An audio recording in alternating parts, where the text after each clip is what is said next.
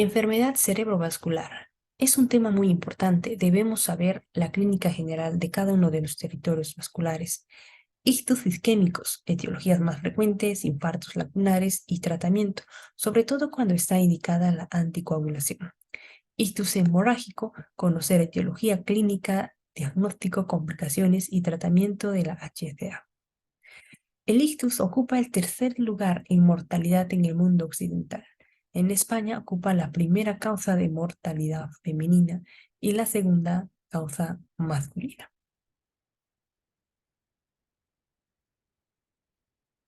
Circulación cerebral. La circulación cerebral viene a partir de los troncos supraaórticos. Sistema carotidio. La carótida primitiva sale del arco aórtico en el lado izquierdo y del tronco brachiocefálico en el derecho, a nivel de lo que es el cartílago tiroides F4, se divide en carótida interna y externa. La arteria carótida interna penetra en el cráneo por el agujero rasgado anterior y una vez dentro se divide en las siguientes ramas. Arteria oftálmica y llega a la retina. Arteria coroidea anterior. Se extiende primero hacia el tracto óptico y luego a los plexos coroideos de las astas anteriores. Arteria cerebral anterior. Arteria cerebral media. Arteria comunicante posterior. Se anastomosa con las arterias cerebrales posteriores para formar el polígono arterial de Willis. La carótida interna y externa tiene una zona de comunicación a nivel orbitario a través de la arteria oftálmica. En condiciones normales, la sangre sale del interior al exterior, pero si existe algún compromiso en la carótida interna, se produce una inversión del flujo como mecanismo compensatorio y entra sangre a través de la órbita. Arteria cerebral anterior. Se dirige hacia adelante, se introduce entre los hemisferios y bordea hacia atrás el cuerpo calloso y sigue a la parte interna de los hemisferios hasta el borde superior y el cuerpo calloso. Arteria cerebral media. Se dirige hacia afuera por la cisura de Silvio, por eso se denomina también arteria silviana. Da ramas para territorios profundos, caudado, ganglios basales, parte del tálamo y cápsula interna, y luego da ramas para la porción externa de los lóbulos frontal y parietal y parte superior del temporal. En esta imagen se ve un corte coronal, corte sagital paramediano, un corte transversal. De color azul está representado los territorios vasculares cerebrales producidos o dados por las ramas terminales de la arteria cerebral anterior.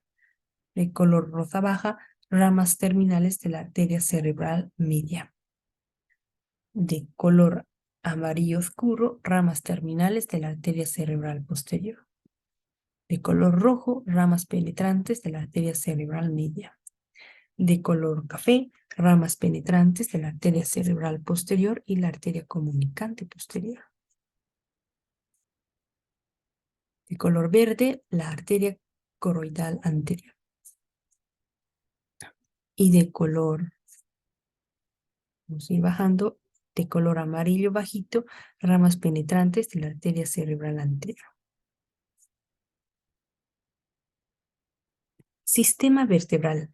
Las arterias vertebrales nacen de las subclavias, transcurren en sentido cefálico a través de los agujeros transversos y se introducen en el cráneo por el agujero occipital. Se une en la arteria basilar que sube por la parte anterior del tronco del encéfalo y al final se divide en las dos arterias cerebrales posteriores.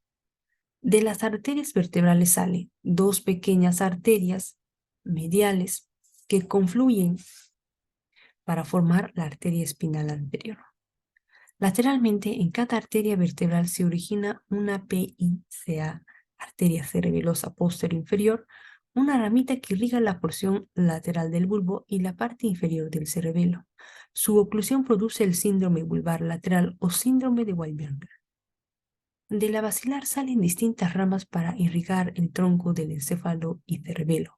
Las más importantes son, abreviado como AICA, arteria cerebelosa anteroinferior, SCA, arteria cerebelosa superior, Ramas para la protuberancia y mesencéfalo, arterias cerebrales posteriores, ramas profundas para irrigar tálamo, ramas corticales, lóbulo occipital y temporal, y parte interna e inferior. Irrigación de la médula espinal. 2/3 anteriores está dado por la arteria espinal anterior o ventral y 1/3 posterior por la arteria espinal posterior o dorsal. En esta imagen se logra ver estas arterias: arteria comunicante anterior, arteria cerebral anterior, carótida interna, arteria cerebral media, arteria comunicante posterior, arteria basilar, la arteria PICA, que esta es conocida como la arteria cerebelosa posterior-inferior, arteria vertebral, arteria espinal anterior. Luego tenemos la arteria cerebelosa antero-superior, perdón, la arteria antero-inferior, abreviado como AICA, la arteria cerebelosa superior y la arteria cerebral posterior. Entre la arteria cerebral posterior y la cerebelosa superior está el tercer par craneal. Clasificación de ictus. Tenemos ictus isquémico y ictus hemorrágico. Los ictus isquémicos, del 85 al 90%, una de las etiologías aterotrombótica, oclusión vascular por un trombo, embolia arterial, mecanismo hemodinámico por estenosis crítica, si disminuye la perfusión, hipotensión, situaciones de bajo flujo, isquemia en territorios frontera entre los dos distintos territorios vasculares. Enfermedad de pequeño vaso, ictus lagunar, etiología cardioembólica, ictus isquémico de mecanismo desconocido, 40%. Los ictus hemorrágicos se dan al 10 al 15%, intraparenquimatosa, profunda o lobar, hipertensiva, malformación arteriovenosa, aneurismas, angiopatía amiloide. Otros tenemos anticoagulantes, sangrado intratumoral, cocaína, anfetaminas, transformación hemorrágica de un infarto.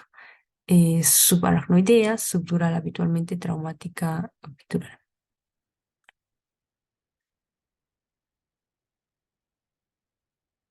Factores de riesgo: etiología aterotrombótica, edad, hipertensión arterial, dislipidemia, tabaquismo, hábito enólico. Etiología cardioembólica: tenemos fibrilación auricular, prótesis vasculares mecánicas, infarto miocárdico con hipoquinesia residual, endocarditis, defectos septales. Infarto lagunar, microangiopatía hipertensiva, microateromatosis, lipohialinosis, hemorragia cerebral intraparenquimatosa, hipertensión arterial, causa más frecuente, angiopatía amiloide, ancianos, malformaciones arteriovenosas en jóvenes. Los ictus isquémicos son más frecuentes durante la noche o primeras horas de la mañana, los hemorrágicos durante la actividad diurna o los esfuerzos físicos. Ictus isquémico, clínica. Depende de causa responsable, el perfil temporal, afectación de la circulación colateral y territorio vascular afectado. Etiología, ojo, causa más frecuente de ictus isquémico, la aterosclerosis de vasos extraintracraneales. La segunda causa más frecuente es la cardioembólica, afectándose con más frecuencia el territorio de la arteria cerebral media.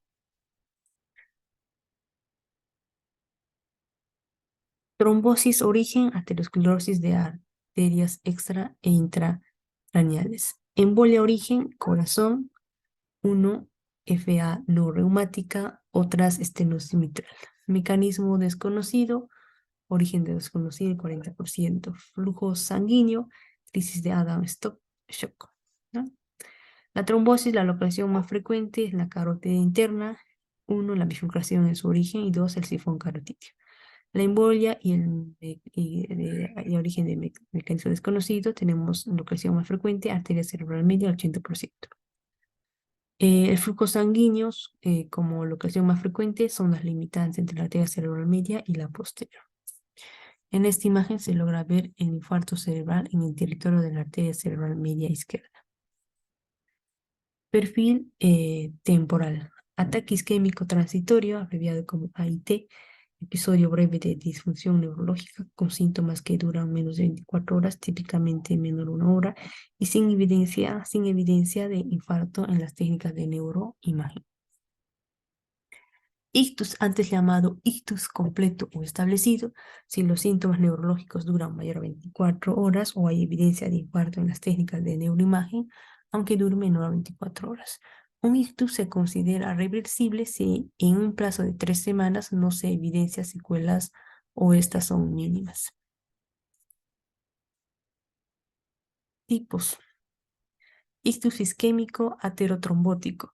Se produce por aterosclerosis de los grandes vasos, carótidas o arterias vertebrales o de las arterias intracraneales. Se ocluye un vaso cerebral por un trombo formado localmente o en una arteria próxima, embolia arterioarterial. Las placas son más frecuentes en las bifurcaciones. En el 10 al 20% están precedidos de un ataque isquémico transitorio AIT. Se produce más en horario nocturno.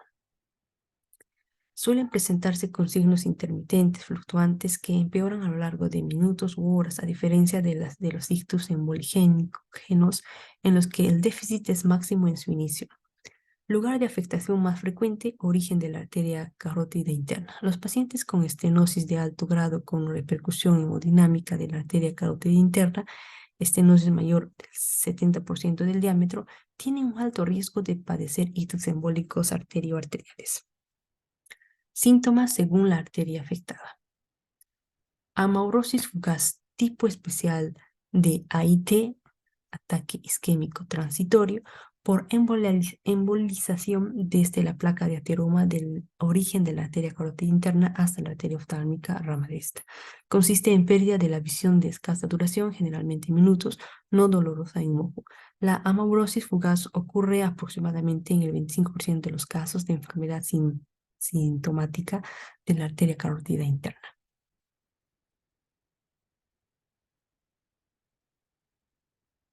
En esta imagen se logra ver tipos de ictus. Tenemos hemorragia, embolia, trombosis. Ictus lagunar. Constituye el 20% de los ictus. Predomina en varones de edad avanzada. HTA, hipertensión, principal factor de riesgo, diabéticos, fumadores o con historia de cardiopatía isquémica o AIT. Es un infarto que se produce por oclusión aterotrombótica o lipohialonótica de una de las ramas penetrantes del polígono de Willis, la porción proximal de la arteria cerebral media o el sistema vertebrovascular, territorio profundo del encéfalo o tronco. Se diagnostica cuando el tamaño del infarto es menor de 15 milímetros y su localización atribuible a la oclusión de una pequeña arteria penetrante. Las localizaciones más frecuentes son ganglios basales, cápsula interna, tálamo y protuberante. La enfermedad lacunar se manifiesta según unos síndromes característicos. Clínica, el síndrome hemimotor puro, hemiparesia o hemiplegia facio-brachiocrural con o sin disartría. La exploración sensitiva es normal. Síndrome sensitivo puro, hipoestesias o parestesias de la cara, brazo, tronco y pierna contralaterales. Puede estar afectada la sensibilidad superficial, la profunda o ambas. Síndrome sensitivo motriz, el menos específico, combinación de los dos síndromes anteriores. Síndrome disartría mano torpe, disartría parecia facial central, hiperreflexia y signo de Babinski contralaterales al lugar del infarto, junto a lentitud y torpeza de la mano. Síndrome de hemiparesia táctica, parecia de predominio crural asociada a ataxia contralateral al lado del infarto.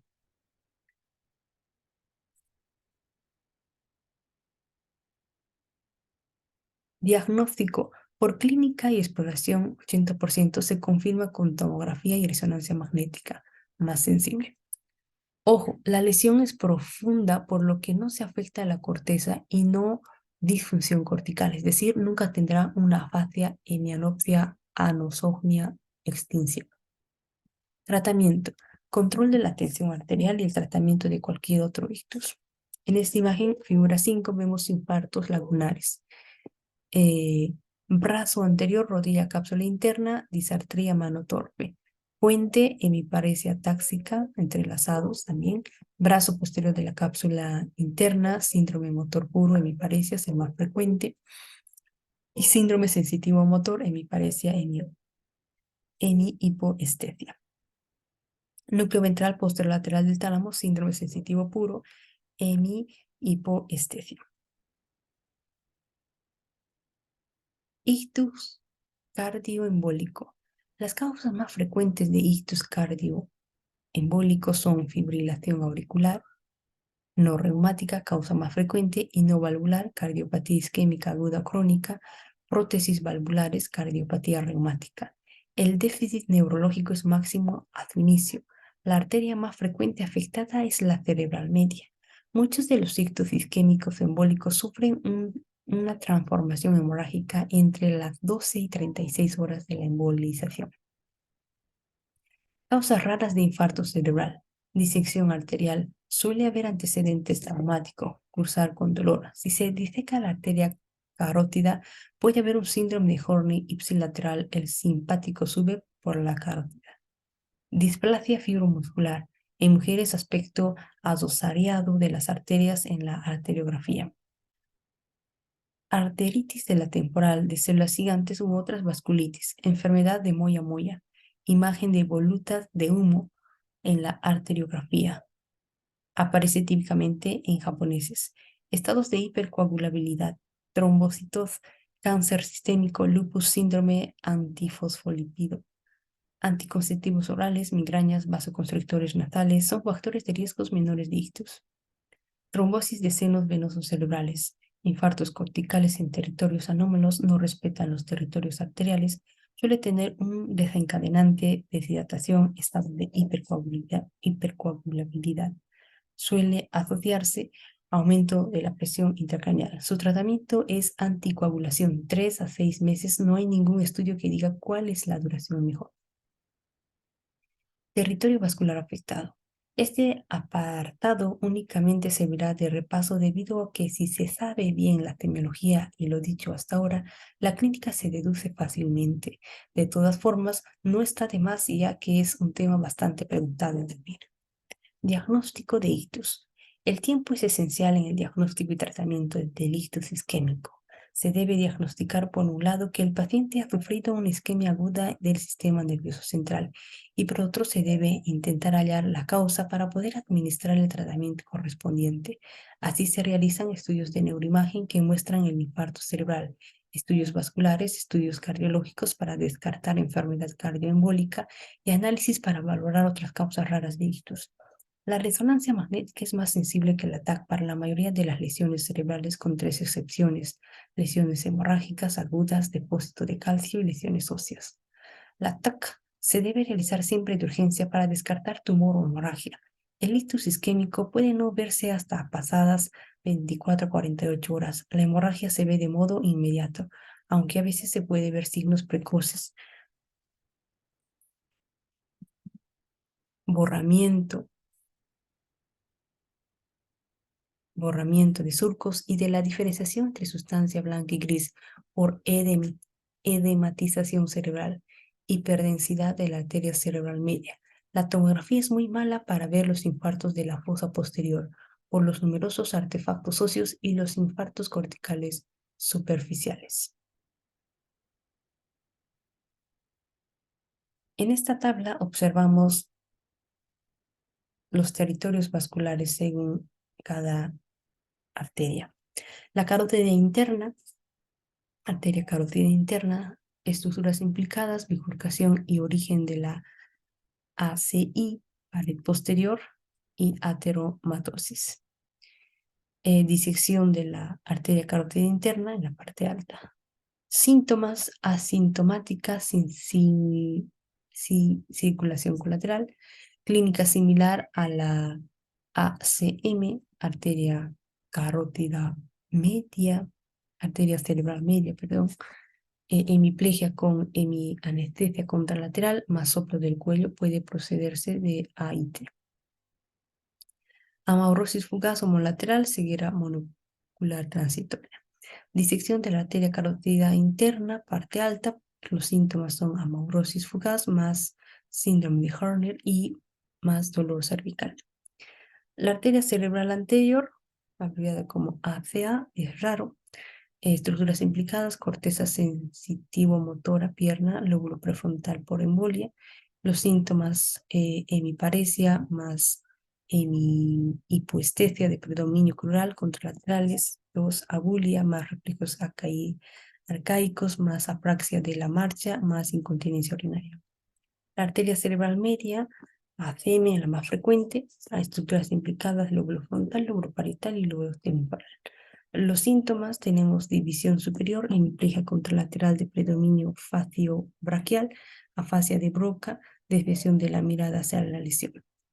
2. División inferior, anestesia contralateral más anosognosia, afasia de Wernicke, afasia global, hemianopsia homónima contralateral.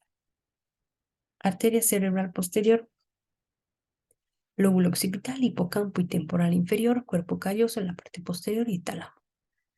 Síntomas: hemianopsia homónima contralateral que suele respetar la visión macular con reflejos pupulares normales, desorientación topográfica, HND, más alucinaciones visuales. Sí, bilateral, ceguera cortical.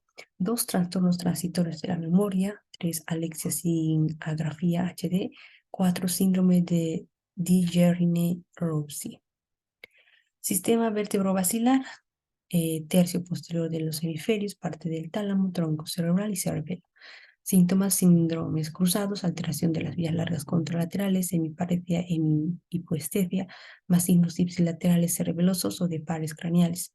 Isquemia vertebrovascular, pérdida brusca de la conciencia, más síntomas de disfunción, de diplopía, vértigo, más ataxia.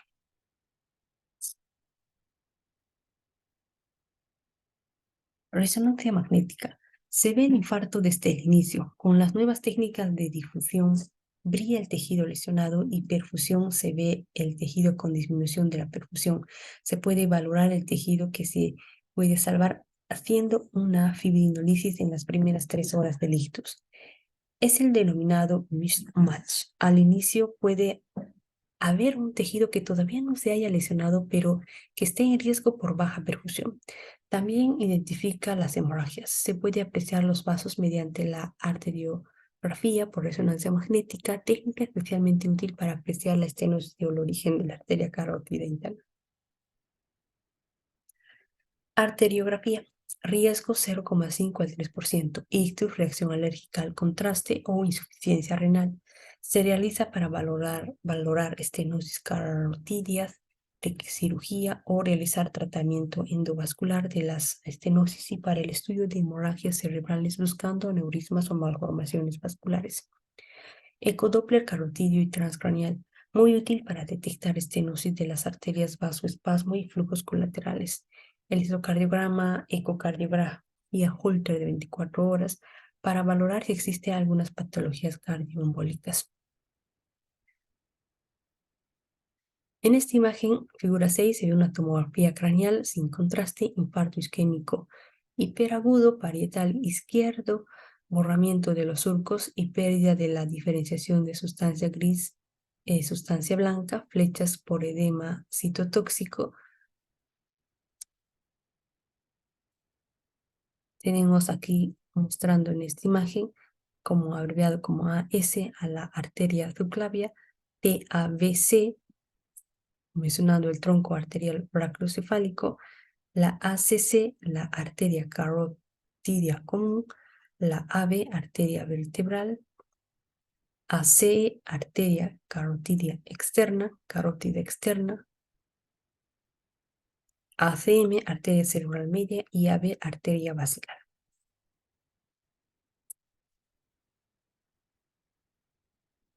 En la figura 7 tenemos una angioresonancia magnética de un paciente con estenosis carotidia bilateral.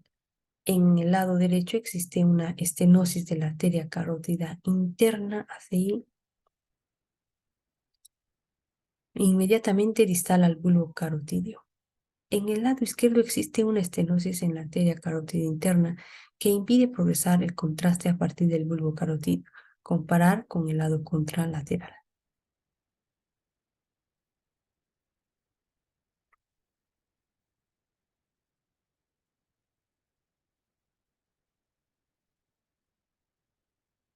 Tratamiento.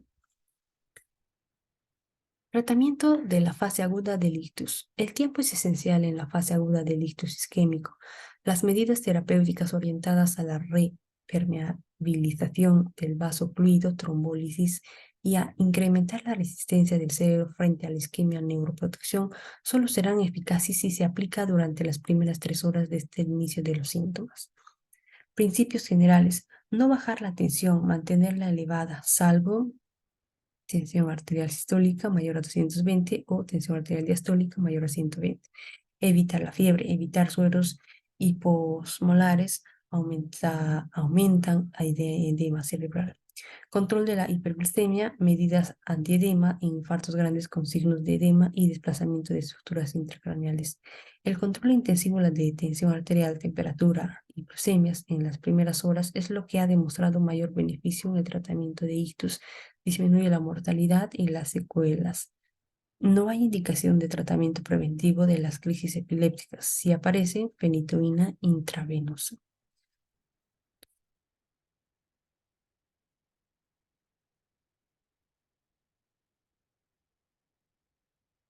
Trombólisis por trombólisis con RTPA. Aprobada en pacientes mayores de edad con ictus isquémico de menor a 4,5 horas de evolución. Su administración después de las primeras horas solo debe hacerse dentro de ensayos clínicos o como uso compasivo previa firma de consentimiento informado en casos seleccionados.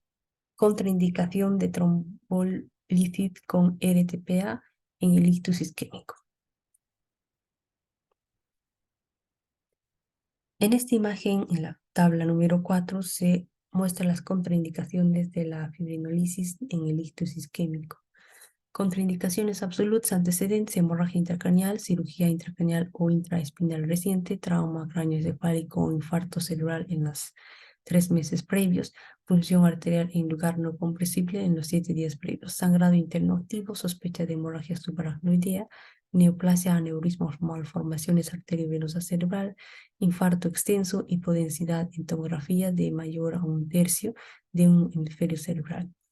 Tensión arterial mayor a 185-110 milímetros de mercurio a pesar de tratamiento, plaquetopenia menor a 100.000 metros cúbicos o cualquier diátesis hemorrágica, glucemia menor a 50 miligramos de decilitro.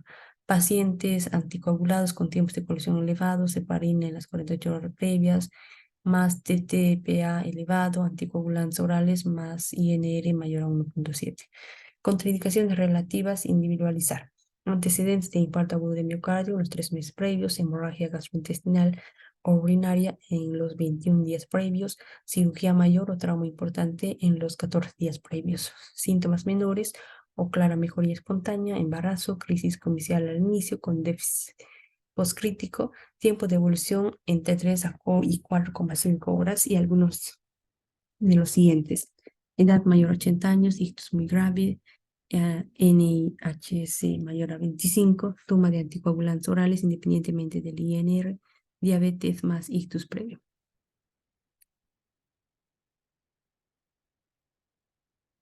Ictus aterotrombótico y lagunar. Prevención primaria, control sobre factores de riesgo de la aterosclerosis. Prevención secundaria, fármacos antiplaquetarios útiles en la prevención secundaria de ictus aterotrombótico y lagunar. Aspirina a 100 a 300 miligramos día en una dosis, antiagregante por medición del ADP, ciclopidina, ahora menos utilizado por riesgo de neutropenia, y clopidogrel se utiliza si hay contraindicación para la aspirina. Parece más eficaz si se asocia con la claudicación intermitente. Suele quedar como segunda, si se asocia con claudicación intermitente, suele quedar como segunda línea. Dipidamol trifosal. Anticoagulación para casos especiales, ictus en progresión, heparina sódica intravenosa, en especial los del territorio vertebrovascular, aunque no se ha demostrado el beneficio de ensayos comparativos con antiagregación. Terectomía carotidia sobre origen de arteria carotidia interna, indicaciones estenosis sintomática de entre el 70 al 99%, estenosis asintomática de entre el 70 al 99% si no existe alto riesgo quirúrgico y mortalidad perioperatoria menor al 6%, menor del 6%. Angioplastía carotidia con colocación de stent. Técnica novedosa para el tratamiento de estenosis carotidias no han demostrado ser más eficaces que la endarterectomía. Hay varios ensayos en curso. Se reserva para los casos en los que el riesgo quirúrgico es demasiado alto. Ictus cardioembólico anticoagulación, INR 2 a 3. En cardiopatías potencialmente emboligenas.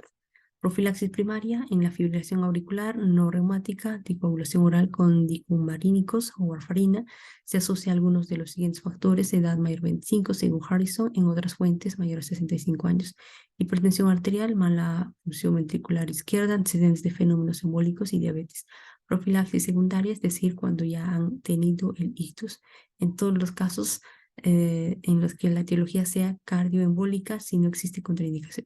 Antiagregantes cuando pacientes con fibrilación auricular no reumática y sin ningún factor de riesgo de los anteriores expuestos, es decir, paciente menor de 75 años sin factores de riesgo, o sea, es prevención primaria. Si contraindica la anticoagulación por alto riesgo de complicación hemorrágica, por ejemplo, antecedentes de hemorragia intracraneal, de hemorragia digestiva, fase aguda de ictus extenso. Mortalidad de ictus aterotrombótico 20%. Recuerda, la causa más frecuente del síndrome de Wallenberg, síndrome vulvar lateral, es la oclusión de la arteria vertebral. Ictus hemorrágicos. Algunas de las características que lo diferencian de los isquémicos son, en general, los signos y síntomas no se limitan a un único territorio vascular.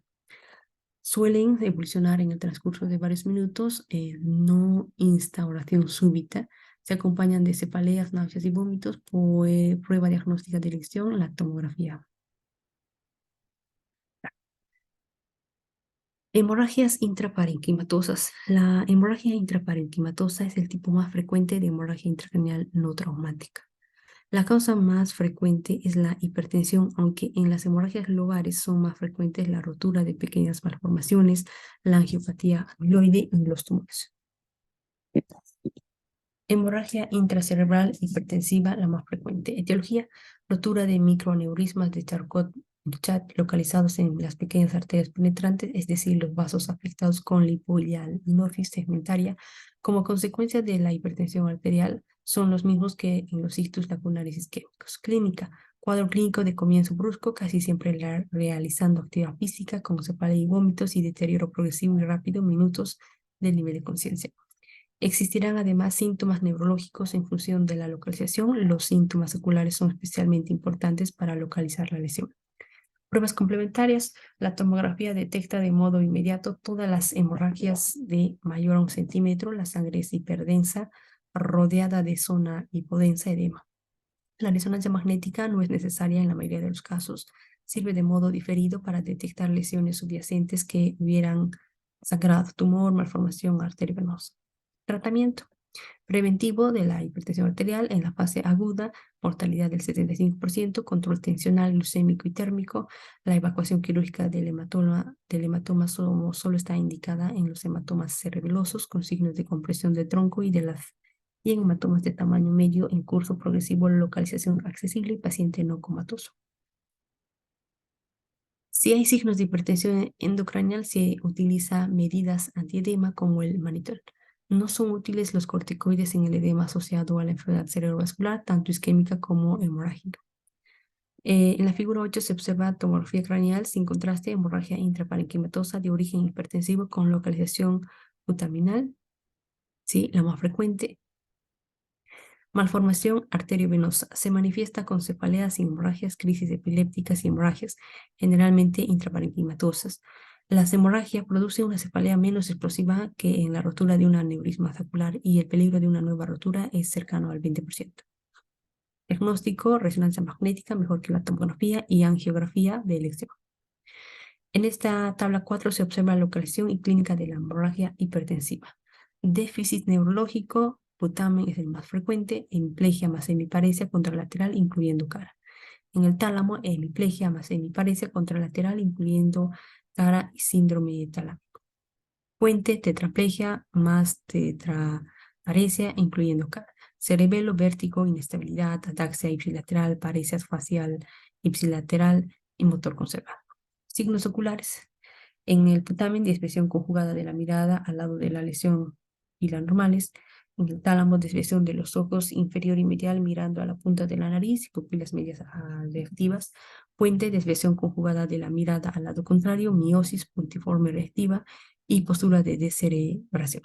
Cerebelo, nistagmo, deterioro tardío del nivel de conciencia conservado al inicio.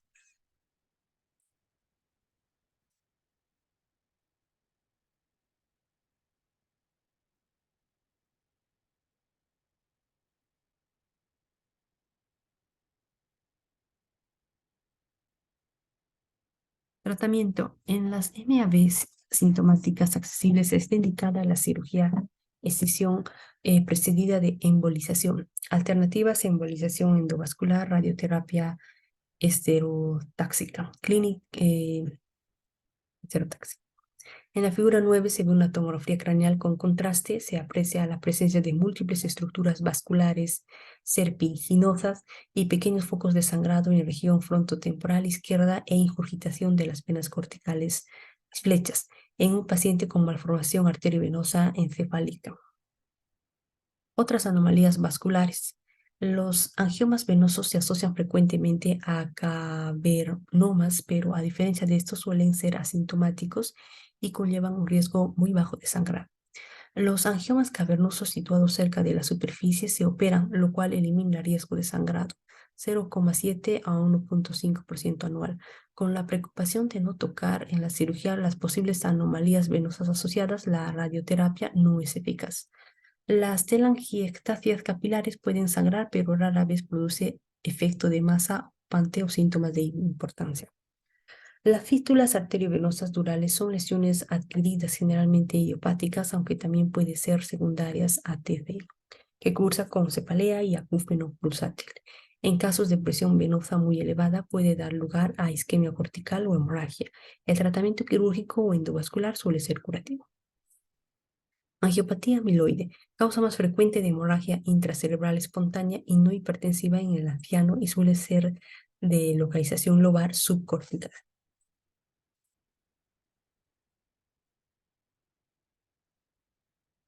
Clínica: hematomas espontáneos recurrentes, más o menos enfermedad de Alzheimer. Diagnóstico de certeza: necropsia, material rojo Congo positivo en arterias cerebrales. En la figura 10 se observa una tomografía craneal sin contraste, hemorragia intraparenquimatosa por angiopatía amiloide. La locación típica es la lobar, como en este caso parietal izquierda. Otras causas de hemorragia intracraneal: traumatismo craneoencefálico, terapia anticoagulante y trombolíticos, trastornos hematológicos, tumores. Los tumores metastásicos que con mayor frecuencia sangran son melanoma, coriocarcinoma, cáncer de pulmón, carcinoma de células renales y de tiroides. De los primeros, glioblastomas multiforme en adultos y medulloblastoma en niños. Drogas simpático-miméticas, cocaína, anfetaminas, transformación hemorrágica de un infarto. Hemorragia subaracnoidea, HCA. Presencia de sangre en el espacio subaracnoideo. Etiología: causa más frecuente de hemorragia subaracnoidea, traumatismos. Causa más frecuente de hemorragia subaracnoidea, espontánea, rotura de aneurismas saculares. Otras causas: rotura de una MAV o por extensión subaracnoidea de una hemorragia intraparenquimatosa.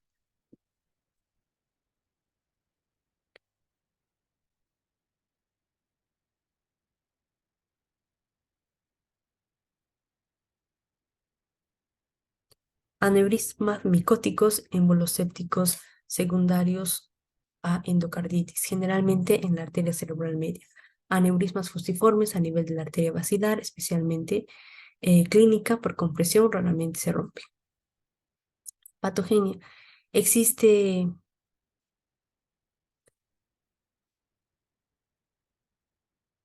Existe una correlación positiva de sufrir una hemorragia subaracnoidea con hipertensión arterial, tabaquismo y consumo excesivo de alcohol.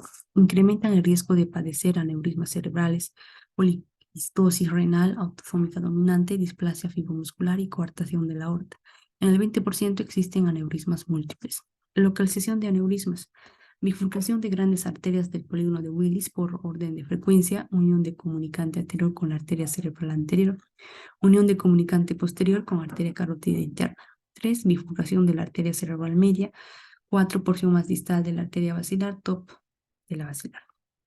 En esta imagen, figura 11, se ve aneurisma cerebral, donde se observa aneurisma cerebral sacular en la arteria comunicante anterior del cerebro y también se observa el polígono de Willis. Clínica, a veces antes de romperse, los aneurismas dan clínica por compresión de estructuras vecinas, síntomas premonitorios, cefalea centinela con la expansión del aneurisma, parálisis progresiva del tercer par craneal, aneurisma de comunicante posterior o sexto par craneal, aneurisma de la carótida interna. Defectos de campo visual, aneurisma de la carótida interna. Tras la ruptura se produce la triada, cefalea súbita, intensísima, generalmente tras esfuerzo, el peor dolor de la cabeza de mi vida. Rigidez de nuca, náuseas y vómitos. Otras manifestaciones, hasta en el 50%, pérdida transitoria de la conciencia, déficits neurológicos focales, porque a veces parte del sangrado es intraparenquimatoso, fondo de ojo, hemorragias subhialoideas y edema de papila. Alteraciones en el electrocardiograma.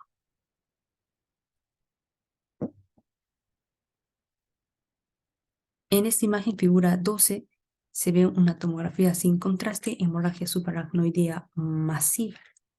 Se observa densidad de sangre, hiperdensidad en cisternas basales perimesencefálicas. Ambas cisuras de cilio, 2, tercer ventrículo y 3, y astas occipitales 4. Asimismo, se objetiva una dilatación de las astas temporales compatible con inicio de hidrocefalia.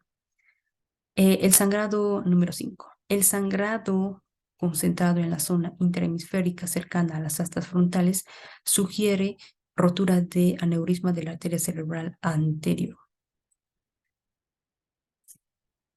Pruebas diagnósticas, tomografía de elección y la primera prueba a realizar. Vemos inmediatamente casi todas las hemorragias subaracnoideas hasta en un 95%.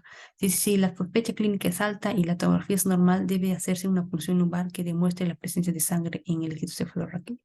Más sensible, pero de segunda elección, hay que hacer diagnóstico diferencial con una punción traumática, prueba de los 3 tubos. En la hemorragia subaracnoidea no se aclara el tercer tubo y parece líquido antocrómico. En ocasiones es necesario que transcurran unas horas para que el líquido cefalorraquídeo sea antocrómico. Tras el diagnóstico de la hemorragia subaracnoidea por tomografía o punción lumbar, debe hacerse una arteriografía que determine la presencia de un aneurisma. Si es negativa, hay que repetir la angiografía 2 a 3 semanas. El ecodoppler transcraneal es muy útil para diagnosticar el vasoespasmo. Complicaciones: SIADH, trastorno de ritmo cardíaco, hidrocefalia en las primeras 24 horas por bloqueo del drenaje del líquido cefalorraquídeo por la sangre. También puede ocurrir al cabo de varias semanas por organización de la sangre y bloqueo del drenaje hidrocefalia comunicante. Resangrado, principal causa de muerte, riesgo máximo en primeras 24-48 horas y luego a la semana. La mortalidad es alta, 60%, para evitarlo, embolización o cirugía precoz, vasoespasmo con riesgo de infartos cerebrales. Primera causa de morbilidad, secuelas entre 4 y 14 días. Se intenta evitar con nimodipino y la terapia triple H, hemodilución, hipervolemia e hipertensión. Pronóstico: la mortalidad de la HFA sigue siendo muy alta a pesar de los progresos de la técnica quirúrgica global, 40-50%, con un 10% el primer día y hasta un 40% el primer mes. De los pacientes que sobreviven, más de la mitad presentan déficits neurológicos por la hemorragia o sus complicaciones. Los factores predictivos de mal pronóstico son mal estado neurológico al ingreso, valorado por la escala de Hughes, resangrado, cantidad de sangre en tomografía y localización de aneurisma en la arteria cerebral media. Tratamiento del aneurisma: hoy en día la técnica de elección es la embolización con Collins, terapia endovascular. En casos no susceptibles de embolización, se realiza cirugía con implante de clip vascular. De urgencia en pacientes alerta y sin focalidad neurológica, la cirugía precoz elimina el riesgo de resangrado. Diferido 1 o 2 semanas en pacientes en coma o con focalidad o vasoespasmo asociado. Analgesia, evitar el vasoespasmo, calcio antagonistas nimodipino, aumento de la perfusión cerebral mediante el aumento de la tensión arterial, suero fisiológico, expansores del plasma, triple H. Una vez que el vasoespasmo se ha producido, se puede intentar la dilatación con angioplastia. En la figura 3 se observa embolización con coils de un aneurisma de la arteria carótida interna izquierda. Arriba, imagen angiográfica con sustracción digital preembolización que muestra el aneurisma en la flecha. Abajo, imagen angiográfica post-embolización sin sustrato, sin sustracción digital que muestra las coils dentro del aneurisma.